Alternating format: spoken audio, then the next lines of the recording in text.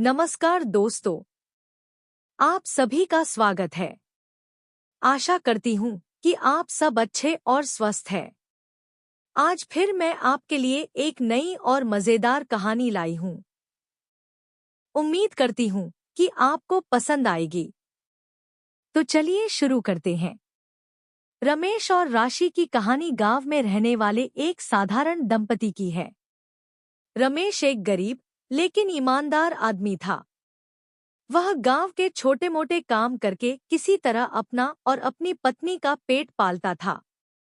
उसका जीवन बहुत संघर्षपूर्ण था, लेकिन वह हर कठिनाई का सामना मुस्कुराते हुए करता था। दूसरी तरफ उसकी पत्नी, राशि, हमेशा उससे नाराज रहती थी। वह चाहती थी कि रमेश ज्यादा पैसा कमाए ताकि उनका जीवन आसान हो सके। राशि रोज-रोज रमेश से पैसे को लेकर लड़ाई करती।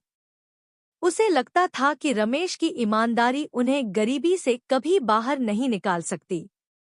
वहीं रमेश को भरोसा था कि एक दिन उसकी मेहनत और सच्चाई का फल जरूर मिलेगा। एक दिन दोपहर का वक्त था। रमेश काम से थका हुआ घर आया था, लेकिन रोटी का इंतजाम नहीं था। राशि ने गुस्से में कहा, रमेश, मुझसे तो अब और नहीं सहा जाता। जब देखो तब तुम्हारे पास पैसे की तंगी ही रहती है। आखिर कब तक हम यूं ही गरीबी में जीते रहेंगे? और तुम हो कि ईमानदारी का राग अलापते रहते हो। रमेश ने गहरी सांस ली और कुछ नहीं बोला। वह जानता था कि राशि की नाराजगी जायज थी, लेकिन वह यह भी जानता था कि गलत रास्ते पर चलकर ज्यादा पैसे कमाना उनके लिए सुकून भरा नहीं होगा। कुछ दिनों बाद गांव में एक बड़ा व्यापारी आया। उसने गांव के गरीब लोगों की मदद करने के लिए कुछ कामों की घोषणा की। रमेश ने सोचा कि यह एक अच्छा मौका हो सकता है। वह उस व्यापारी के पास गया और ईमानदारी से काम मांगा। व्यापारी ने उसे देखा और कहा, तुम्हारी सादगी और ईमानदारी तुम्हारे चेहरे से झलक रही है। मैं तुम्हें एक काम देता हूं। अगर तुम इसे सफलतापूर्वक पूरा करोगे तो मैं तुम्हें अच्छा इनाम दूंगा। रमेश ने खुशी-खुशी वह काम स्वीकार कर लिया। उसे व्यापारी के खेतों की देखरेख करनी थी और कुछ जरूरी सामान सुरक्षित रूप से शहर तक पहुंचाना था। रमेश ने पूरी ईमानदारी से वह काम किया। इस दौरान, जब रमेश काम में व्यस्त था, राशि की नाराजगी और बढ़ गई। उसे लगने लगा कि रमेश को कोई फायदा नहीं हो रहा और उसकी मेहनत बेकार जा रही है। एक दिन उसने रमेश से कहा, तुम्हारे ये छोटे मोटे काम हमारे किसी काम के नहीं हैं। मुझे तो अब लगता है कि तुम्हें जरा भी समझ नहीं है कि जिंदगी कैसे जीनी चाहिए। मेरे पिताजी ने तुम्हें कितनी बार कहा है कि हमारे गांव के जमींदार के पास जाकर नौकरी कर लो। उन्होंने तो जमींदार से बात भी कर ली है, पर तुम हो कि मानते ही नहीं हो। राशि, मैंने कितनी बार कहा है, मैं उस बेईमान जमींदार के पास नौकरी करने नहीं जाऊंगा, चाहे मुझे भूखा ही क्यों न मरना पड़े। क्या तुम नहीं जानती वह लोगों के साथ कितना धोखा करता है? उसके हाथों ना जाने कितने ही लोगों ने अपनी जमीन गंवाई है। मैं समझता हूं कि तुम्हें मेरी हालत पर गुस्सा आता है, लेकिन मैं भरोसा दिलाता हूं कि बहुत जल्द हमारी जिंदगी बदलेगी। बस थोड़ा धैर्य रखो। देखो, अब तो मुझे सेठ जी ने काम पर भी रख लिया है, इसलिए तुम ज्यादा चिंता मत करो। अब सब ठीक ही होगा। लेकिन राशि गुस्से में वहां से चली गई। कुछ समय बाद रमेश ने व्यापारी का काम पूरा किया और शहर जाकर उसका सामान सही सलामत पहुंचाया। व्यापारी रमेश की ईमानदारी से पहले ही बहुत प्रभावित था, इसलिए वह निश्चिंत था। वहीं रमेश को सामान के बदले तय किए गए रकम से ज्यादा पैसे मिले। अब रमेश के मन में राशि द्वारा कही गई बातें आने लगी। एक पल के लिए उसने सोचा शायद राशि सही कहती है। कुछ नहीं रखा ईमानदारी में। आखिर आज तक मुझे ईमानदार रहकर मिला ही क्या है?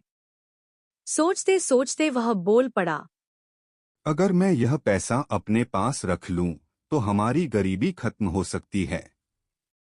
राशि भी मुझसे खुश हो जाएगी। इन पैसों से घर का गुजारा भी अच्छे से होगा। और फिर सेठ जी मुझे मेरी तनख्वाह भी तो देंगे।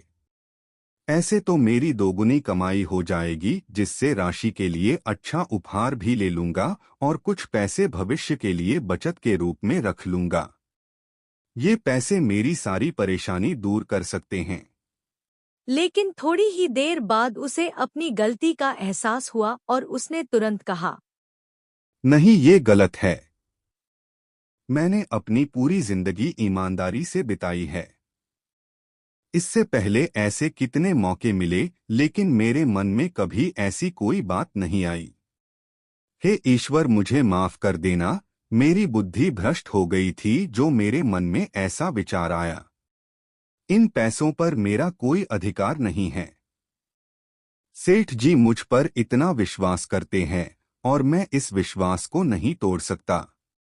रही बात घर चलाने की, तो मुझे जो मेरी तनख्वाह मिलेगी मैं उसी से अपना घर का खर्च चलाऊंगा। रमेश ने फैसला किया कि वह पैसे वापस करेगा, चाहे उसकी पत्नी कुछ भी कहे। उसने जाकर सारा पैसा व्यापारी को लौटा दिया।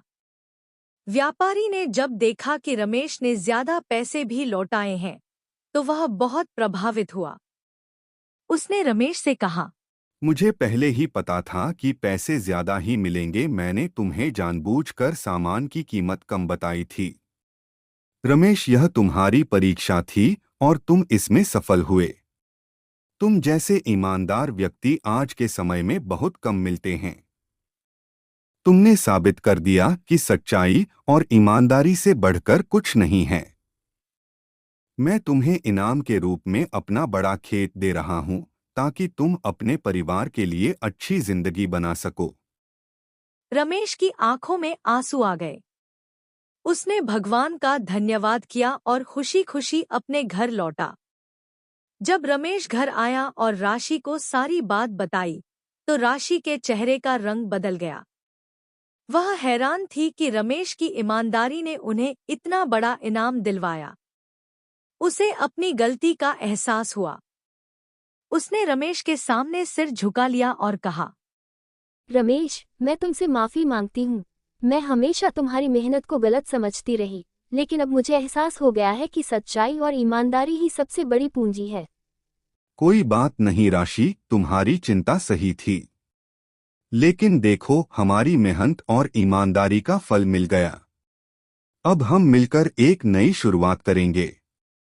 रमेश और राशि ने उस बड़े खेत में मेहनत शुरू की। धीरे धीरे उनकी जिंदगी सुधरने लगी। अब उनके पास पर्याप्त पैसा था और उनका जीवन खुशहाल हो गया। राशि अब रमेश की ईमानदारी और मेहनत पर गर्व करती थी।